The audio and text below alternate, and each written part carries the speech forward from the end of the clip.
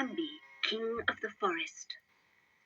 One day, a handsome young stag called Bambi walked through the forest, his head held high. He'd spent all of his short life amongst these trees, and he knew that one day soon he would be the ruler of it all. It was springtime, and after the lonely winter months, he was delighted to meet up with his old friends again. There was Gruff Old Owl, Thumper the Rabbit, and Flower the Skunk, and he greeted them all as though they were long-lost brothers. "I'm so happy to see you all again," said Bambi excitedly. "Isn't spring wonderful?" "Wonderful, did you say?" scoffed Owl. "It's madness if you ask me. Take my advice, Bambi, and don't let it go to your head. Keep your feet firmly on the ground, or you'll end up falling in love and getting married." "Oh, no," gasped Bambi, horrified. "I like things just the way they are." "Me too," said Thumper firmly. "And me," echoed Flower. But the very next moment, Flower noticed a pretty girl skunk sitting in a heap of cherry blossom, and he went straight off to introduce himself. Thumper, too, soon found himself spending all his time in the company of a rather attractive young female rabbit, while Bambi spent those early spring days seeing old friends and chatting to Owl. One day, when Bambi was taking a cool drink from a forest stream, a stunning reflection appeared next to his own in the water. He blinked and turned his head to see a graceful young doe gazing at him with large, gentle brown eyes. "Hello, Bambi," she smiled shyly. "Don't you remember me? I'm Faline." "Faline," gasped Bambi in astonishment. "Faline, is it really you?" Bambi and Faline often used to play together when they were both young, but Faline had grown up so much that Bambi hardly recognized her. His heart beat faster, and he knew at once that he wanted to stay by her side forever.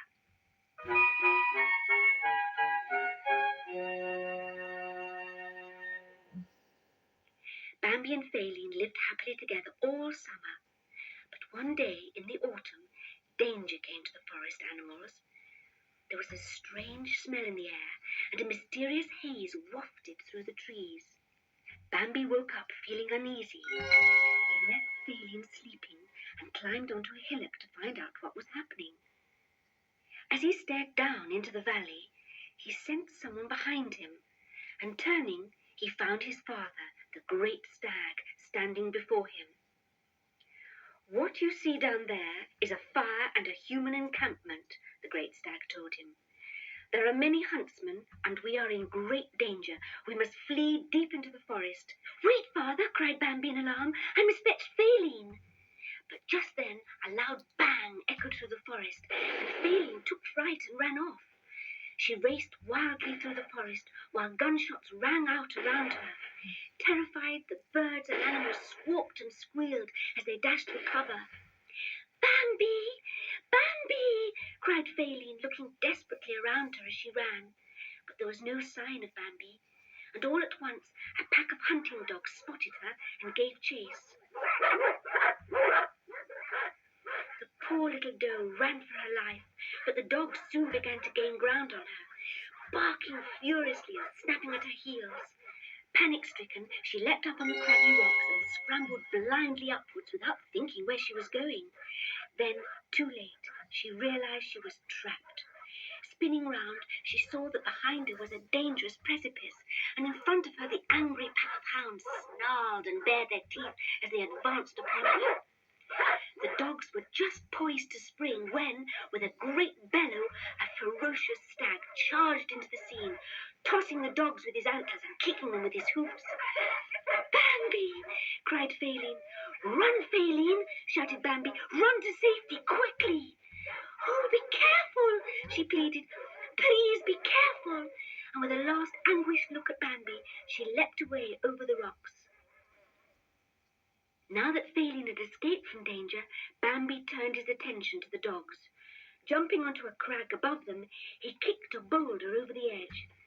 An avalanche of rocks and stones pelted down on the yelping dogs, while Bambi bounded away into the forest after Faline. But he hadn't gone far before a loud shot echoed across the ravine and a bullet slammed into his leg. He fell with a cry of pain and lay on the ground, too stunned to move. Meanwhile, the huntsman's campfire was burning out of control. Suffocating black smoke billowed into the sky, and fanned by the wind, the flames spread through the forest, devouring everything in their path. Bambi would surely have perished in the fire there and then if his father hadn't found him and helped him across the river to an island where the flames couldn't reach them.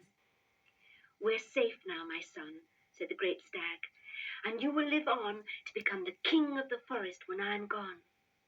"Yes, father," said Bambi quietly, for there was only sadness in his heart. Without Faline by his side, he could never be happy again. "Where is she?" he wondered miserably. He rested his head on the ground and closed his eyes, and then, as if in a dream, he heard a soft voice calling his name. He leapt up to see the lovely young doe running towards him.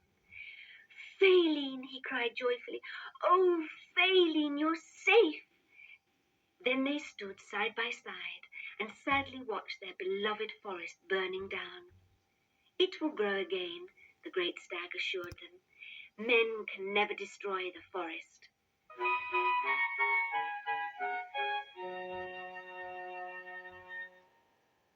And as usual, he was right. As time passed, new plants and flowers grew from the ashes.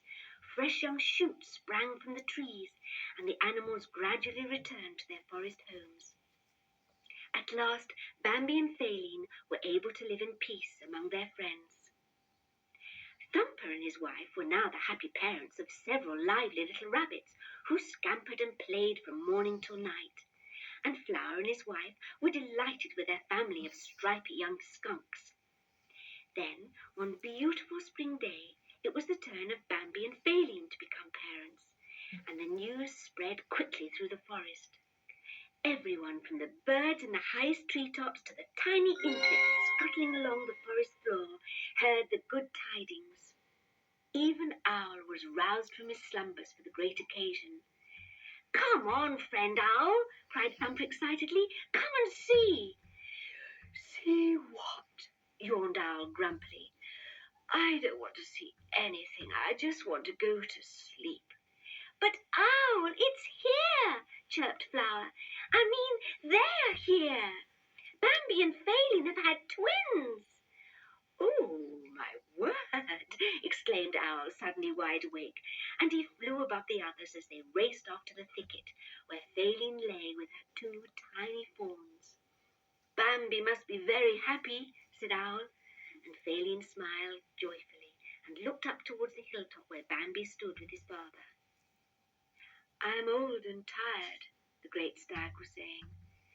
"The time has come for me to leave you. You are the king of the forest now. Rule it wisely.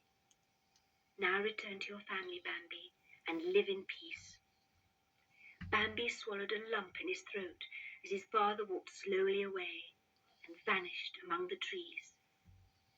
Then Bambi turned his gaze onto the happy scene below, and as all his friends looked on, he walked proudly down the hillside towards them, like a true king.